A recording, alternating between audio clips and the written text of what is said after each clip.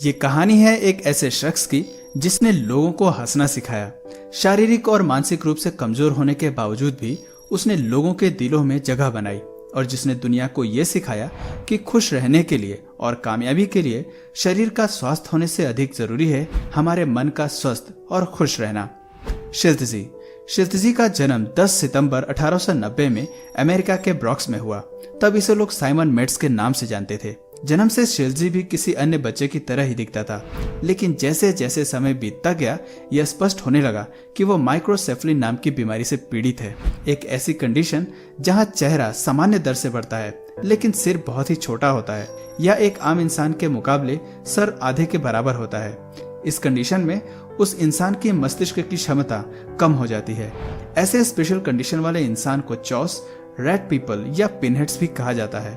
कभी कभी यह तब होता है जब बच्चा माँ के पेट में हो और बच्चे की माँ अत्यधिक शराब का सेवन करे, या फिर जेनेटिक बीमारी भी हो सकती है।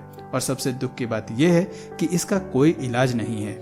शिल्तजी का जन्म एक अमीर परिवार में हुआ था। उसकी एक बहन थी जिसका नाम अथिला था। वो भी माइक्रोसेफली से पीड़ित थी। अजीब से दिखने वाले इन दोनों बच्चों के कारण इनके माता पिता को अपने बच्चों पर शर्म आती थी और वे उन्हें समाज से छिपा कर रखते थे।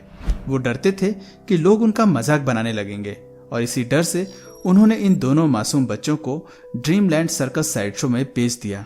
जहां इन बच्चों को इनकी कंडीशन की वजह से बहुत प्यार और केयर की जरूरत थी, वहां वो एक सर्कस का हिस्सा बन गए थे। वहीं से शुरुआत हुई इन दोनों बच्चों के जिंदगी के सफर की। शिल्तजी एक युवा होते हुए भी उसका दिमाग एक 3 साल के छोटे बच्चे जैसा था। वह सिर्फ छोटे छोटे शब्दों को आपस में जोड़कर ही बोल पाता था।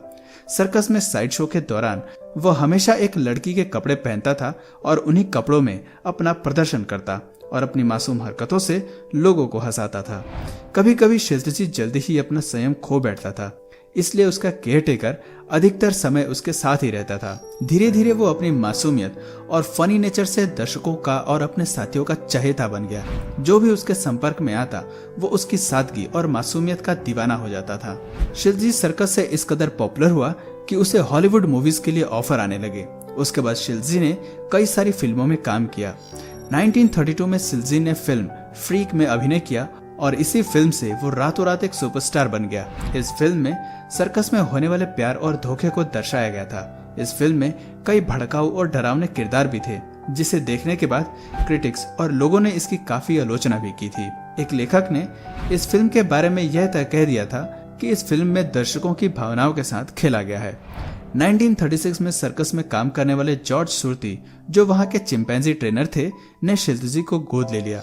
जॉर्ज ने मरते दम तक 1965 तक शिल्तजी का हमेशा ख्याल रखा, लेकिन जॉर्ज की मौत के बाद जॉर्ज की बेटी ने शिल्तजी की देखभाल करने से मना कर दिया और उसे लॉस एंजलिस के एक मेंटल हॉस्पिटल में भेज दिया। शिल्तजी 3 साल तक मेंटल हॉस्पिटल में रहा और वहां वो हमेशा अपने सर्कस के प्रदर्शन को याद करता था और खुश होता। मेंटल हॉस्पिटल में सही से केयर न होने की वजह से वहां धीरे धीरे उसकी तबीयत खराब होने लगी थी। इसलिए उसके एक जान पहचान वाले सर्कस के जादूगर दोस्त ने मेंटल हॉस्पिटल से गुजारिश की कि उसे शिल्तजी का ख्याल रखने के लिए उसे आधिकारिक रूप से सौंप दिया जाए, और सौभाग्य से अस्पताल वालों ने उसके दोस्त की बात मान ली और शिल्तजी को उस जादूगर दोस्त को सौंप दिया। बाद में शिल्तजी ने डॉप्त्रिच नामक सर्कस के साथ काम करना शुरू कर दिया। शिल्तजी का इतना नाम होने के बाद भी उसका कोई अपना अस्थायी घर नहीं था और फिर कुछ सालों बाद शिल्तजी लॉस एंजलिस से रिटायर हुआ और अपने रिटायरमेंट के दिन भी उसने लोगों का खूब मनोरंजन किया। शिल्तजी अपने आसपास के लोगों के लिए हमेशा प्यारा और मासूम था।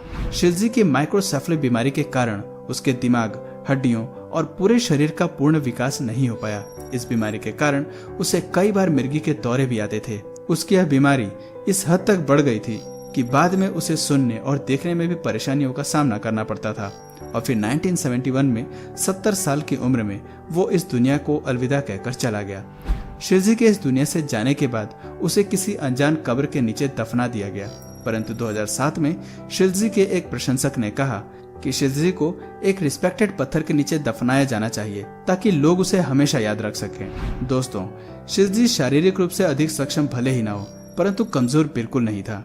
माता पिता की शरण में न रहते हुए भी उसने कभी हार नहीं मानी और दुनिया को हंसाते हुए वो अपनी एक अलग छाप छोड़ गया।